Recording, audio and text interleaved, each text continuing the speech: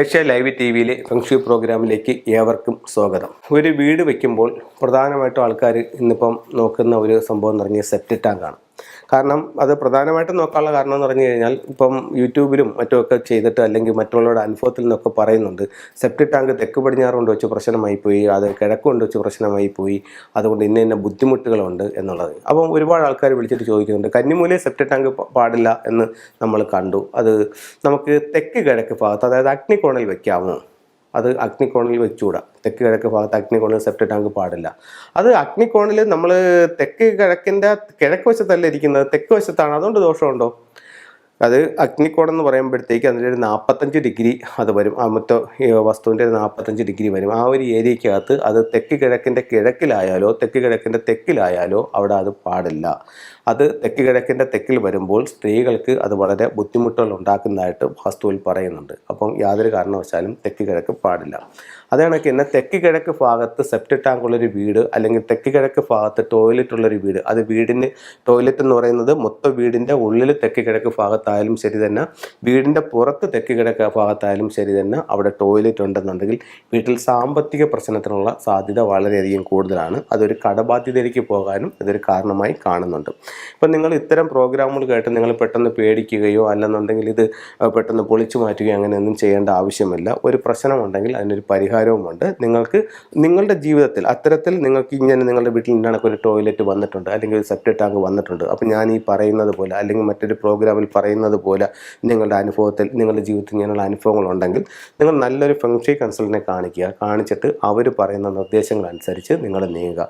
എന്നെ സംബന്ധിച്ചിടത്തോളം നമ്മളൊരു വീട്ടിൽ ചെന്ന് കഴിഞ്ഞാൽ വാസ്തുവിൻ്റെ പ്രശ്നങ്ങൾ എന്തൊക്കെയാണെന്നുള്ളത് നോക്കി അത് പറഞ്ഞു കൊടുക്കും. അതേസമയം ഫെങ്ഷുയുടെ പ്രശ്നങ്ങൾ എന്തൊക്കെയാണെന്നുള്ളത് നോക്കി രണ്ടിനുള്ള പരിഹാരം പറഞ്ഞു കൊടുക്കും. ഇപ്പോൾ നിങ്ങൾക്ക് ഒരു വിഷയമുണ്ടെങ്കിൽ ഒരു പ്രശ്നമുണ്ടെങ്കിൽ അതിനൊരു പരിഹാരവുമുണ്ട്. അപ്പോൾ വാസ്തുപ്രകാരം നിങ്ങൾ വീട് വെച്ചുപോയി, ഇന്നണക്കൊരു ദോഷം നിങ്ങൾക്ക് വന്നു, ഇനിയിപ്പോൾ നിങ്ങൾക്ക് അത് പൊളിക്കാൻ പറ്റുന്നില്ല, അങ്ങനെയാണെന്നുണ്ടെങ്കിൽ ഒരു ഫെങ്ഷി കൺസൾട്ടൻ്റാണ് നിങ്ങളുടെ വീട് കൺസൾട്ട് ചെയ്യുന്നതെന്നുണ്ടെങ്കിൽ പൊളിച്ചു മാറ്റാതെ അതിനെന്താ പരിഹാരം, അതിനെന്താ ഫെങ്ഷുയുടെ ടൂള് വെക്കേണ്ടതെന്നുള്ളതും അതിൻ്റെ അവിടെ ചെയ്യേണ്ട പരിഹാരം എന്താണെന്നുള്ള അവർ പറഞ്ഞു തരും. അതനുസരിച്ച് നിങ്ങൾ ചെയ്തു നോക്കൂ, നിങ്ങളുടെ ജീവിതത്തിൽ ഉറപ്പായിട്ടും മാറ്റങ്ങളുണ്ടാകും. അപ്പോൾ ഫെങ്ഷുയുടെ ചില ടൂളുകൾ ഇന്ന് നിങ്ങളായിട്ട് ഷെയർ ചെയ്യാം.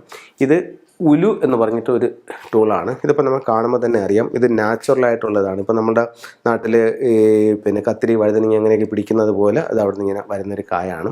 ഇത് നമുക്ക് ഇപ്പം നിങ്ങളുടെ ലാഫിൻ ബുദ്ധ ഇല്ലാത്ത വീടുകൾ വളരെ ചുരുക്കമാണ്. ഇപ്പം നിങ്ങളുടെ ലാഫിൻ ബുദ്ധയിൽ നോക്കിയാൽ മതി, ഇതേ കണക്ക് ഒരു ഭാഗത്ത് ആ ലാഫിൻ ബുദ്ധ ഒന്നുകിൽ ഇത് കയ്യിൽ പിടിച്ചിരിക്കും, അല്ലെങ്കിൽ മറ്റേ ട്രാവലിംഗ് ബുദ്ധ നമ്മൾ സ്ഥിരമായിട്ട് കാണിക്കുന്ന ട്രാവലിംഗ് ബുദ്ധയാണെങ്കിൽ അതിൻ്റെ ഒരു ഷോൾഡറിൽ ഇത് വന്നിട്ടുണ്ട്. ഇതിപ്പം ട്രാവലിംഗ് ബുദ്ധ എന്ന് പറയുന്ന സ്റ്റാച്ചു ആണ്. ഇപ്പം നിങ്ങൾക്ക് നോക്കുമ്പോൾ ഇതിൻ്റെ ഈ ഭാഗത്തിരിക്കുന്ന ഈ ഉലു എന്ന് പറയുന്നത് ഇത് അതിൻ്റെ ഒറിജിനൽ സാധനമാണിത്. ഇത് എന്തിനാണ് നമ്മൾ ഉപയോഗിക്കുന്നതെന്ന് ചോദിച്ചു കഴിഞ്ഞാൽ, ഇത് ഒരു സുഖമില്ലാതെ കിടക്കുന്ന ഒരു വ്യക്തിയെ സംബന്ധിച്ചിടത്തോളം ഹെൽത്ത് മെച്ചപ്പെടാനായിട്ടും ഹെൽത്തിൽ അഭിവൃദ്ധി ഉണ്ടാവാനായിട്ടും ഈ ഒരു ടൂള് ബെഡിന് സമീപത്ത്, അതായത് ബെഡിന് സമീപത്ത് തലയ്ക്ക് സമീപത്തായിട്ട് ഇത് വെക്കുന്നത് പെട്ടെന്ന് അസുഖങ്ങളിൽ നിന്ന് മാറ്റം ഉണ്ടാവാനായിട്ട് ഇത് ഫെങ്ഷുവിൽ ഉപയോഗിക്കുന്ന നല്ലൊരു ടൂളായിട്ട് ഇതിനെ കണക്കാക്കപ്പെടുന്നുണ്ട്.